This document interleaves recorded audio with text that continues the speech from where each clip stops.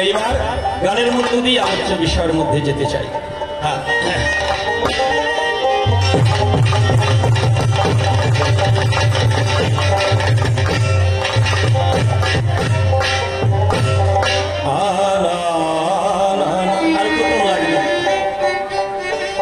একদম ক্লিন শোনা যায়। ওরে আমায়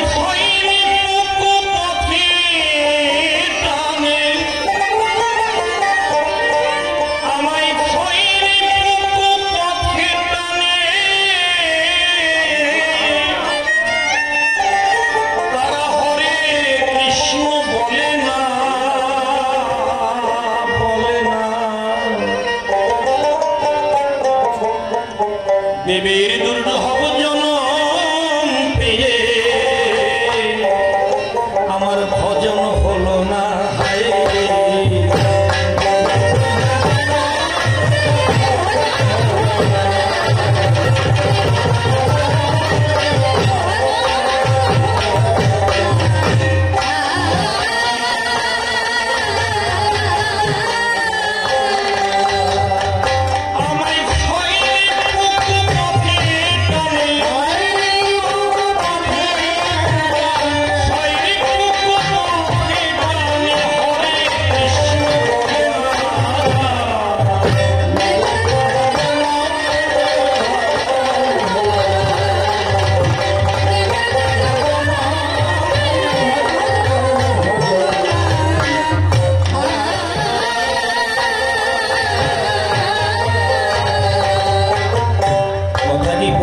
শোনা যাচ্ছে? আপনারা পরিষ্কার শুনতে পাচ্ছেন? আমারটা একটু সাফ করুন। আমার এটা আলোচনার সময় কিন্তু খুব ভালো ছিল, একদম ক্লিন। মনের সুখে যাবে নিয়ে আমি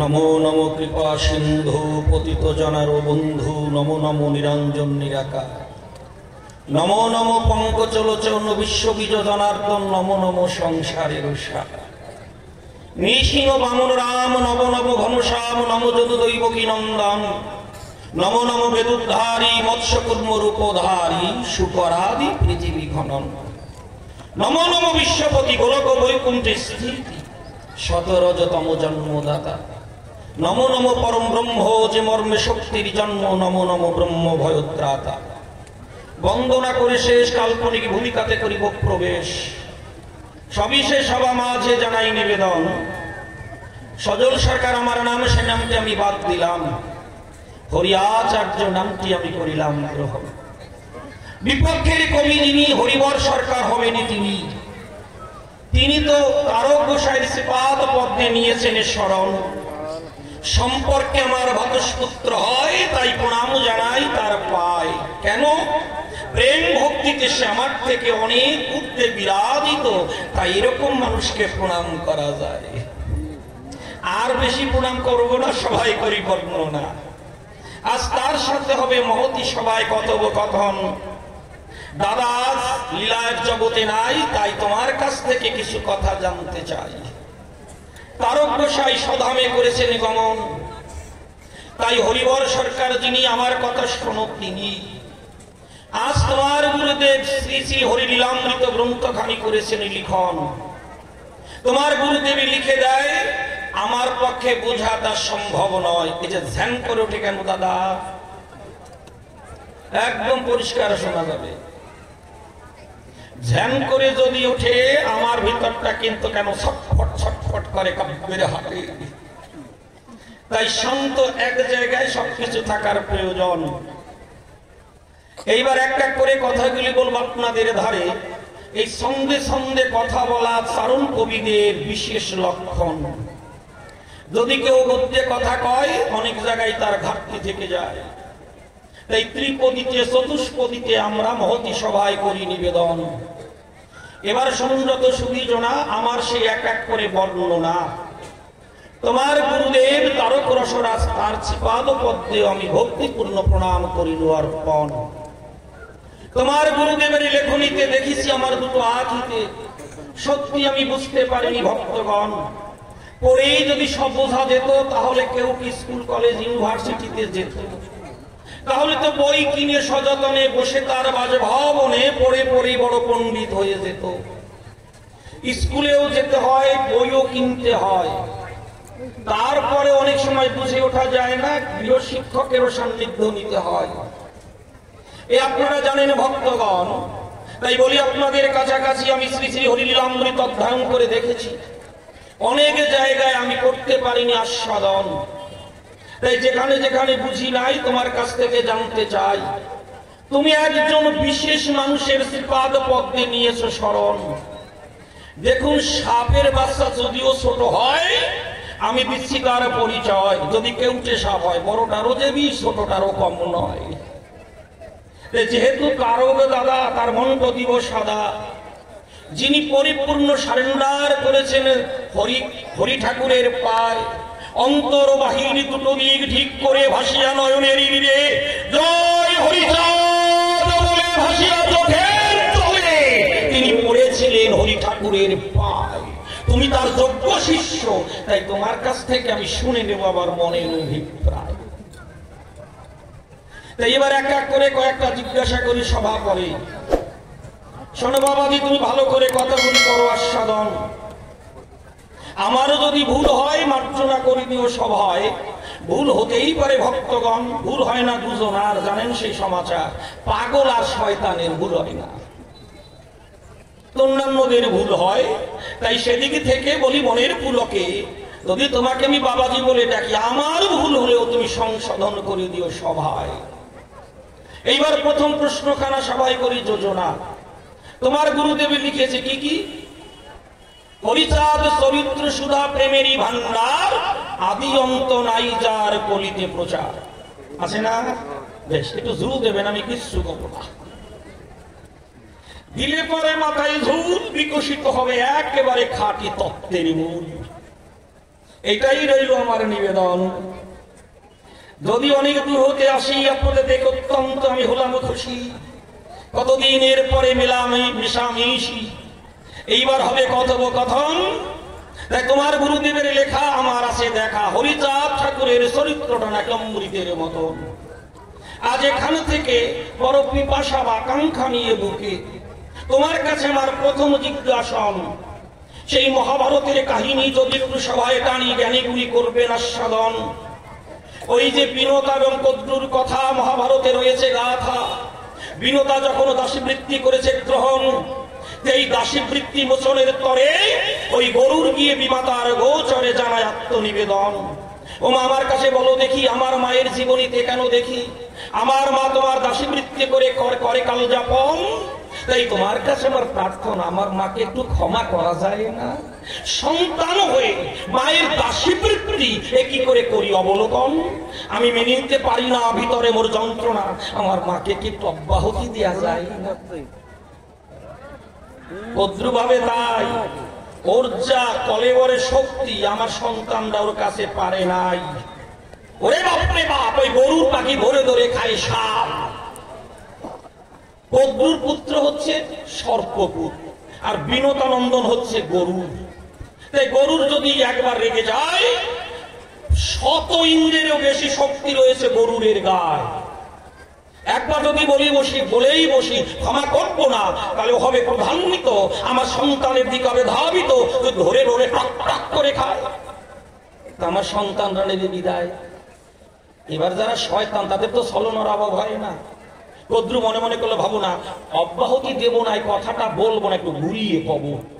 ও বাবা, দেয়া যায়, দেয়া যায়। বলো মা, তার বিনিময় কি দেব তোমায়? এইবার কদ্রু একটা সুযোগ পায়, আমাকে দেবে বাবা, তুমি আমার কথা নেবে মা, যদি আমার সীমার মধ্যে থাকে দেব তোমার। ও বাবা, সত্য করে বলি খুলে, তুমি তো আমার একটা ছেলে।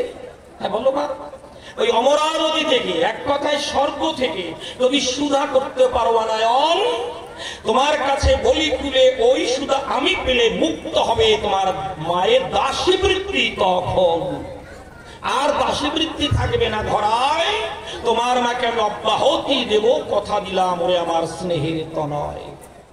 সঙ্গে সঙ্গে প্রণাম করে মায়ের পায়। ওখানে থেকে যেন কত আকাঙ্ক্ষা নিয়ে বুকে গর্ভধারিণী মায়ের পাদ পদ্মে মাথা ঠেকায়। মা তখন ডেকে কয়, ওরে আমার স্নেহের তনয়, এভাবে কেন প্রণাম করলি আমায়? বলো মা, শুনেছি জননী জন্মভূমিশ্চ স্বর্গাদপি গরীয়সী, পিতা স্বর্গ পিতা ধর্ম পিতহি পরমন্তপ। এই যে কথাগুলি শোনা যায়, মা বাবার উপরে কেউ নাই বিশ্ব বসুধায়। তাহলে মা, তোমার চরণ দুটি একটু রাখো না আমার মাথায়। জানো মা, তোমার কাছে করি বর্ণনা, আমি এখনই স্বর্গে হব রওনা। কেন রে বাবা? ওই মা কথা দিয়েছে আমায়, এক বিন্দু সুধা দিলে তোমার দাসীবৃত্তি যাবে চলে। তাই আমি এখনই যাব ওই স্বর্গপুরে, আমার মনের অভিপ্রায়। সেখানে হয়েছিল কঠিন রণ, আপনার অবগত আছেন ভক্তগণ। সেই সুধার সংসুতে করিয়া ধারণ ওই গরুর যখন উড়ে আসে, বলি আপনাদের সকাশে বৃন্দাবনের কেলিকদম গাছের শাখায় সে করেছিল প্রবেশন। কেলিকদম গাছের ডালে সে বসেছে, সেই সুধার পরশে বলি আপনাদের সকাশে সেই বৃক্ষটা পর্যন্ত অমরত্ব পায়। অনেক গ্রন্থে শাস্ত্রে প্রমাণ দেয়। এই কথাটা বললাম কেন? আমার প্রশ্নটাকে মজবুত করবার দায়। তাহলে ওই গরুর যখন সুধা আনে, বলি আপনাদের সন্নিধানে অতি সযতনে সেই সুধার পরশে একটা বৃক্ষ যদি অমরত্ব পায়, আর হরি ঠাকুরের চরিত্রটা যদি অমৃত হয়, এখনো কেন মানুষের মরণ হয়? অমৃত পেলাম কোন জায়গায়? ভাবটা বেটার মতো জবাব দেবে সভায়। মরণ বন্ধ হয়েছে? কত মানুষ বুঝতেছে? এটাই হচ্ছে আমার প্রথম জিজ্ঞাসা। হরিচাঁদ চরিত্র সুধা প্রেমেরই ভান্ডার। তাহলে চরিত্রটা যদি প্রেমেরই ভান্ডার হয়, একটু ভালো করে বাবাজি বুঝাবে আমায়, আমরা কোথায় অমৃত পেলাম, কি অমৃত পেলাম, এই অমৃতর মানেটাই বাকি একটু ভালো করে শোনাবে আমায়। এইবার দ্বিতীয় প্রশ্নখানা সবাই করি যোজনা। আচ্ছা, তোমার গুরুদেব লিখেছে বাবা, কি আছে?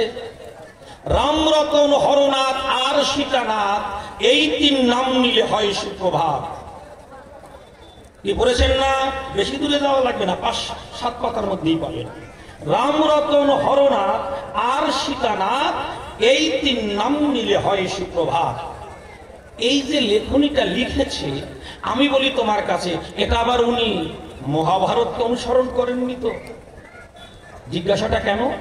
মহাভারতেও আছে বাবা, তুমি একটু শোনো, যে ওই যে পঞ্চকন্যা স্মরণে পাপ থাকবে না এই ভুবনে, অহল্যা, কুন্তী, তারা, দ্রৌপদী, মন্দোদরী আছে না, এই যে 5 জন নারীর ঘটনা কত সুন্দর মহাভারতে কৃষ্ণ দ্বৈপায়ন করেছেন বর্ণনা। ওই পঞ্চর সতীর নামে এই ধরাধামে মহাপাপীর নাকি পরিত্রাণ পায়, উঠে উঠে ভরে নিলে ওদের 5 জনের নাম যদি কেউ স্মরণ করে হরষিত অন্তরে, তার নাকি দিনটা খুব সুন্দরভাবে অতিবাহিত হয়। তাহলে তোমার গুরুদেব এরকম কোনো কিছু যে গ্রন্থটাকে একটু মজবুত করি, পোক্ত করি, তাহলে এর মধ্যে 3 জনের নাম দিলাম ভরি। তাহলে এই যে লিখেছে রামরতন, হরনাথ আর সীতানাথ, এই 3 নাম নিলে হয় সুপ্রভাত।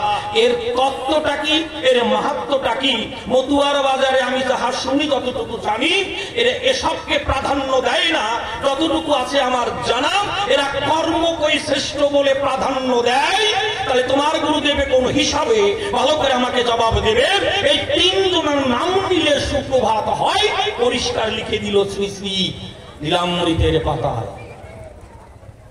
আজকের হয়ে যাবে কেমন গুরুদেবের কাছ থেকে কেমন মন্ত্র রয়েছে, না শুনে ছাড়বো না। তোমার কি ধরনের শিষ্য বানিয়েছে তারক দাদাকে দেখে নিতে হবে না? আর জোরে জোরে যেব থাকা, ওই ঝাঁকিতে ফল পাবো পাকা পাকা। কি কন? তবে শোনো, খালি যুক্তি তর্কের অবতারণা করো না।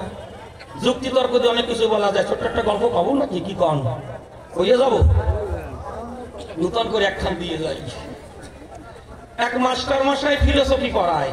ফিলোসফির বাংলা অর্থটা হচ্ছে দর্শন। এখন যারা ফিলোসফি পড়ায় ওনাদের একটু অধ্যাত্ম চেতনা থাকে সুনিশ্চিত। এখন দেখে যে একজন মাস্টার মশাই অ্যাবসেন্ট, উনি সেই ক্লাসে গিয়ে ছাত্র ছাত্রীদের থামায়। উনি 12 ক্লাসের শিক্ষক।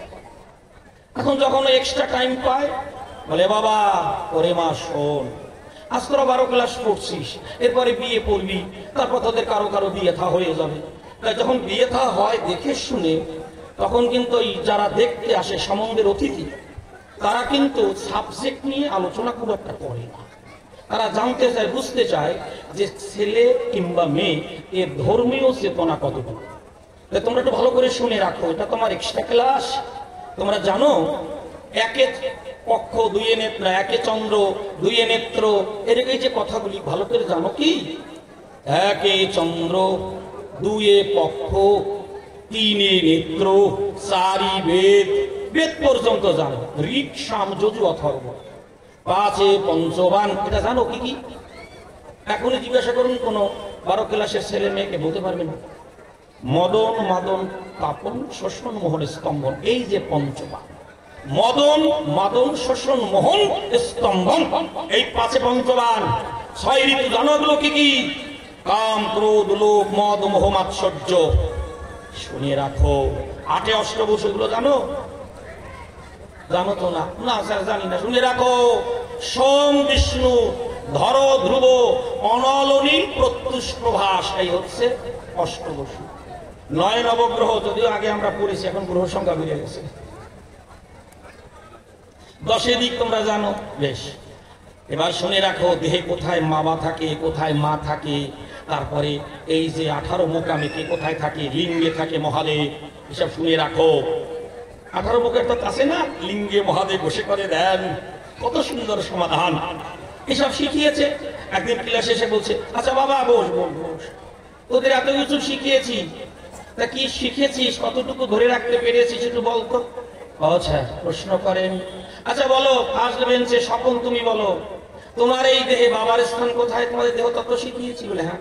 মতুয়া তত্ত্ব, কৃষ্ণ তত্ত্ব, রাধা তত্ত্ব সবই তো শিখিয়েছি বলে হ্যাঁ। বলো, তোমার এই দেহে বাবার স্থান কোথায়? সঙ্গে সঙ্গে হাত দিয়েছে মাথায়। মাথায় হাত দিলে কেন? স্যার সাধুরাই তো বলে বেড়ায়, পিতৃধন মস্তকে থাকে, মেডিকেল সায়েন্স বলে না, কিন্তু সাধুরা করে। বেশ। দ্বিতীয় বেঞ্চে নয়ন তুমি বলো, তোমার দেহে মায়ের স্থান কোথায়? বুকে দিয়েছে হাত, হাত দিয়ে দেখায়। হাত দিলে কেন? আমরা মাতৃ জঠরে জন্ম নিয়েছি, মায়ের কোলে থেকে মনের পুলকে সুধা খেয়েছি, মা স্নান করে কোলে নিয়ে আঁচল দিয়ে মুছিয়ে দিয়েছে, আবার দোলা দিয়ে ঘুম পাড়িয়ে দিয়েছে। বাহ। তৃতীয় বেঞ্চে অয়ন তুমি বলো, তোমার এই দেহে মাস্টারের স্থান কোথায়? যেই বলেছে মাস্টারের স্থান কোথায়, আঙুলটা বাঁকা করে এরকম দেখা, এই জায়গায়। কি বলতে চাইছো তুমি? বলে বুঝতে পারলেন না। মাথায় হাত দিল বুঝে নিলেন, বুকে হাত দিল বুঝে নিলেন, আর আমার এই ইঙ্গিতটা বুঝতে পারছেন না? বলে না, মুখে বলো। স্যার আমার দেশ শিক্ষকের স্থান হচ্ছে আমার পোঙায়। পুরে অভদ্র কোথাকার, একই সমাচার। ছি ছি ছি ছি ছি, আজকে 24 থেকে 25 বছরের শিক্ষকতাকে তুমি একেবারে মাটিতে মিশিয়ে দিলে। তুমি তো ভীষণ অভদ্র। ছি ছি ছি, লাঠি নিয়ে তোকে পিটাবো, কাজ এরকম পেটাবো। তুমি না পারতে চুপ করে থাকতে, তুমি বাজে কথা বললে কেন? যেই দুটো লাঠি নিয়ে এসেছে, স্যার শান্ত হন, যদি এক বাবার ছেলে হন আমার কথা না শুনে গায়ে আঘাত করবেন না। আর যদি 10-12 জন বাবাই আপনার জন্মায় তাহলে আমার কিছু বলার নাই। ওরে ফাজিল, আবার কথা কয় বলে না স্যার প্রধান্বিত হবেন না, ছাত্ররা রেগে যেতে পারে, শিক্ষক কি তাই করে? একটু ধৈর্য ধরে কথা শুনুন। তুমি আবার কথা বলতে চাও, এত বড় তোমার অধিকার না, আবার চড়ছেন কেন? শান্ত হও। কি বলবে তুই বলো? বলে স্যার শুনুন, তারপরে আপনি মারুন, আমি কোনো প্রতিবাদ করবো না, যত খুশি মারবেন। বলো কি বলবে তুমি? চোখ দুটো জবাবুলের মতো রাঙা হয়ে গেছে লজ্জায় অপমানে রাগে। স্যার আপনি তো বলেছেন মা বাবা যা বলে তা মান্যতা দিতে হয়। বলেছেন কিনা বলুন, মুখে দিয়ে বলুন। হ্যাঁ বলেছি। মা বাবা যেভাবে আদেশ করে সেই পথে যেতে হয়, বলেননি আপনি? বলে হ্যাঁ বলেছি। বলে সেই মা, যে মায়ের পেটে জন্ম নিয়েছি, সেই মা গতদিন বিকেল বেলায় রেগে রেগে বললো 6 জন শিক্ষক তোর পদে দিলাম, তাও পাশ করতে পারলি না।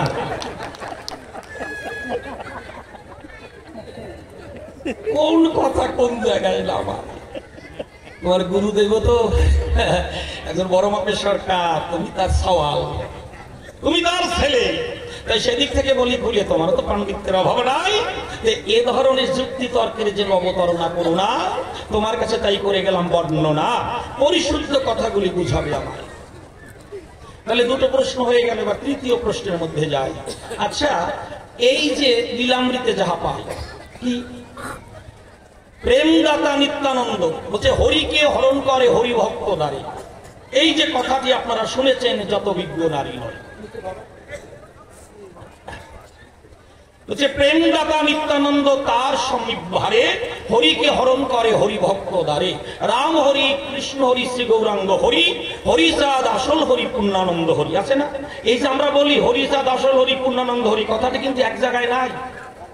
হরিকে হরণ করে তারে বলি হরি, রাম হরি কৃষ্ণ হরি শ্রী গৌরাঙ্গ হরি, এইভাবে কথাগুলি আছে, প্রায় 5-6 লাইন। তাহলে এই যে কথাটা বললো রাম হরি কৃষ্ণ হরি শ্রী গৌরাঙ্গ হরি, হরিচাঁদ আসল হরি পূর্ণানন্দ হরি, এখান থেকে আমি আরেকটা জিজ্ঞাসা একটু মহতি সভায় করি। আচ্ছা, এই হরিচাঁদকেই যদি আসল হরি বলা হয়, তাহলে কৃষ্ণ, গৌর, রামচন্দ্র এদের কি শ্রেষ্ঠত্ব থাকে? এদের কি মহিমা থাকে? এদের কি কৃতিত্ব থাকে? এটা কোন বিচারে তোমার গুরুদেব করিল লিখন? অথচ তোমার গুরুদেবের গানে বলি আপনাদের সন্নিধানে দুই একটা কথা একটু করিব স্মরণ। কি দুঃখে গৌর হলি বল কানাই, আছে না? কি দুঃখে গৌর হলি বল কানাই, আমরা শুনিতে চাই, বল দেখি, বল দেখি তাই। এই যে গান শুনুন যত ভক্ত প্রাণ, কি দুঃখে গৌর হলি বল কানাই, ছিল কিসের অভাব ব্রজপুরে, আমরা ভেবে মরি তাই। যাই হোক, এইভাবে গানের কথাগুলি রয়েছে। মুখ্য কথাটা হচ্ছে শুরুটা, কি দুঃখে গৌর হলি বল কানাই। সখীরে গোপীর ভজন ভীষণ যাজন হলো না তা, বা হবে না তা। এই যে অগণিত গান তোমার গুরুদেব ধরে ধরে দিয়েছে সমাধান। আবার বললেন এমন দয়াল অবতার হয় নাই, হবে না রে আর, সংকীর্তন মাঝে গোরা নাচে বারে বা। কে বললেন? তোমার গুরুদেবের গানের সমাচার।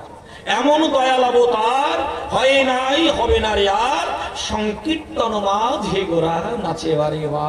কত সুন্দর সমাচার! এই মহাপ্রভুর মতন এমন প্রেমের অবতার হয় নাই আর হবে না। তাই তোমার কাছে রইল আমার বর্ণনা। এমন গান লেখার পরে বল একটু ব্যাখ্যা করে, সেই গুরুদেব আবার কলম ধরে কি করে ভাবে করিল লিখন, হরিচাঁদ আসল হরি পূর্ণানন্দ হরি, তোমার কাছে আমার জানতে আকি নিচন। এ হচ্ছে তৃতীয় নিবেদন। বুঝতে অসুবিধা হলো কি?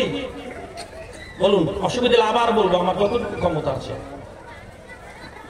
তোমার গুরুদেব যেভাবে গানে সমাধান আনে বা টানে, সেখানে মহাপ্রভুর উপরে তো আরো কিছু মেলে না। একটা দুটো গান নয়, অগণিত গানে তোমার গুরুদেবের এরকম বর্ণনা। এলোরা এক সোনার মানুষ কাটোয়ায়, এই গানের মধ্যে যাহা পাওয়া যায়, যতগুলি গান লিখেছে তোমার গুরুদেব এই সুন্দর বসুন্ধরায়, তার অধিকাংশ গানের মধ্যে গৌর কথা, কৃষ্ণ কথা, সেই রামলীলার কথা। এত কথা বলার পরে বলো একটু ব্যাখ্যা করে কি করে তিনি আবার কলম ধরে করিলেন লিখন যে হরিচাঁদ আসল হরি পূর্ণানন্দ হরি। তাই তোমার কাছ থেকে শুনবে যত নরনারী, আমরা কোন দিকে যাত্রা করি, ওই গানের দিকে দৃষ্টিপাত করব, না লেখনের দিকে দৃষ্টিপাত করব, না তারও রসরাজকে নিয়ে খালি গবেষণা করেই যাব? এই বিভ্রান্তি, এই যে একটা অশান্তি কেন আমাদের হৃদয়ে প্রতিনিয়ত কি মারে, তোমার কাছ থেকে হবে জানা। শুনবে যত সুধী জনা, বিস্তারিত বলবে মহতি সভা পরে। আরো একখানা প্রশ্ন না করে যাব না, তিনখান নাকি শত্রুরেও দেয় না। আচ্ছা, এই যে আরেকটা কথা জালিলামৃতের ভিতরে রয়েছে কথা, মানব কুলে আসিয়া যশবন্ত সুত হইয়া জন্মিয়া সফলা নগরী, জানাইতে গুরু গম্য সূক্ষ্ম সনাতন ধর্ম প্রচারিলেন এ জগৎ।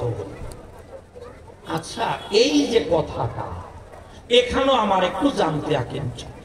সূক্ষ্ম গুরুগম্য এটা আবার খায় না মাথায় দেয়, এই কথার মধ্যে আছে কোন তত্ত্ব, কোন তত্ত্ব নিহিত রয়, এটাও বলবে, ব্যাখ্যা করে শুনবো আমরা পড়ানো ভরে। একটু ভালো করে তুমি মহতি সভায় দেবে পরিচয়। এক কথায় তোমার গুরুদেবের লেখনী শ্রী শ্রী হরিলামৃত এর নির্যাস শ্রী শ্রী হরিলীলামৃত দিয়ে তিনি কি বার্তা জগৎকে পৌঁছে দিতে চায়, এর মাহাত্ম্য কথা সবাই তুমি দেবে বক্তৃতা। যে লীলামৃতে এমন কোন তত্ত্ব কথা আছে, এমন কোন সিদ্ধান্ত রয়েছে যা করিলে গ্রহণ মানবের হতে পারে সার্বিক উন্নয়ন। তাই তোমার কাছ থেকে আমরা জ্ঞাত হব সর্বজন। আছে কি ওর মধ্যে দেখি অমুক বাড়ি যায়, সেখানে গিয়ে ডায়রিয়া সেরে আবার অন্যদিকে হাঁটা দেয়, অমুক বাড়ি মহোৎসব করে, তাদের নাকি সব রোগ টোগ ভালো হয়ে যায়। ও তো রোগ ব্যাধি সারার একটা পন্থারই উপাদান মহাশয়। আমি উদাহরণ হিসেবে বলে গেলাম, যদি কিছু ভালো থাকে একটু মনের পুলকে বুঝাবে আমায়। শ্রী শ্রী হরিলীলামৃত এই জগৎকে কোন বার্তা দিতে চায় আর লাগে, যাক আর বেশি বলবো না, সবাই করি বর্ণনা দেখি। ভাতসপুত্র বাবাজি এসে আমাদের কিভাবে কি উপহার দেয় এবার বলবো গানে গানে সুরচন্দ্র তালে, মানে আপনারা বসে বসে শ্রবণ করুন যত ভক্ত সুধী।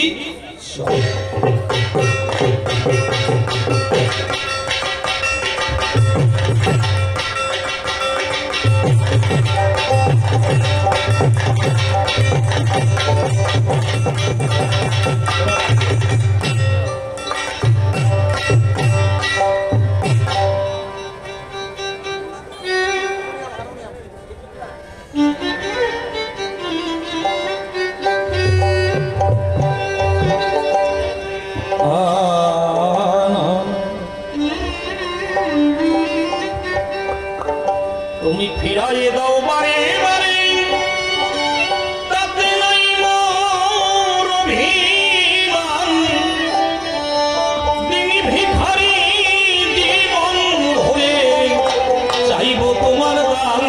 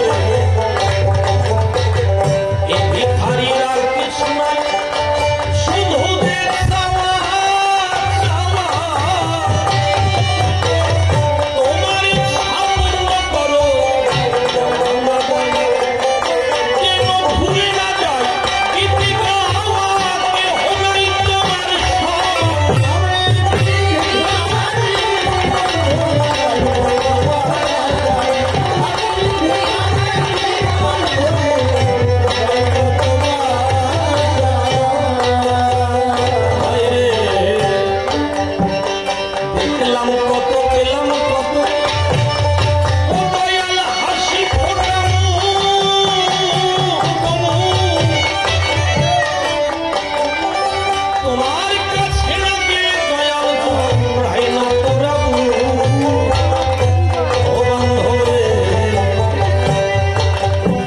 দেখলাম কত পেলাম কত হাসি ফোটানো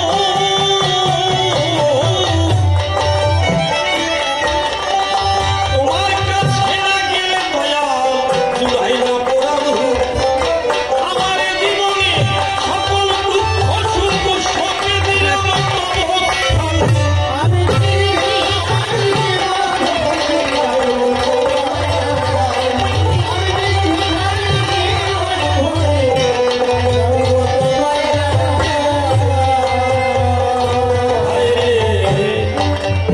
এদিন শ্রীনিবাস কয় যা কিছু দিয়ে তোমারে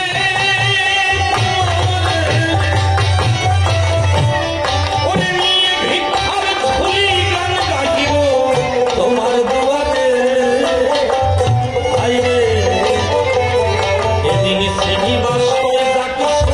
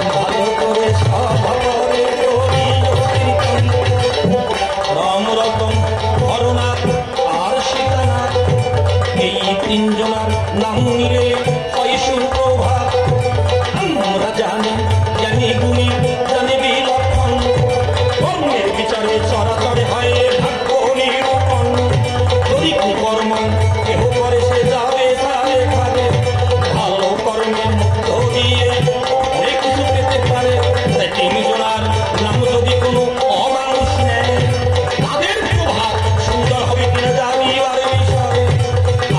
কথা নবপত্রিকা শুনবে ভগবান দেখনিতে সভা সাক্ষাতে করলাম যে বর্ণন হে রাম হরি কৃষ্ণ হরি শিব ব্রহ্ম হরি এই যে থেকে তোমার কাছে শুনবে নর নারী হরি থাকতে আসো বলে দিল পরিচয় গৌর কৃষ্ণ রামচন্দ্র কোথাতে দাঁড়ায় কার সম্পর্কে আসল কথা যদি প্রয়োগ হয় অন্যরা কলুষিত হবে সুনিশ্চয় তোমার গুরুদেব সাধক মতে পড়লাম যে সম্পর্কে তাই প্রশ্ন করি আজ কাব্যের হাতে আসল কথা দিয়ে তিনি কি বুঝাতে চায় তো ভালো করে কথাগুলি বুঝাবে আমায় আবার ওই যে কথাটি করলাম আস্বাদন দুঃখ গুরু গঙ্গ করতে কারণ এই মানব কুলে জন্ম নিয়ে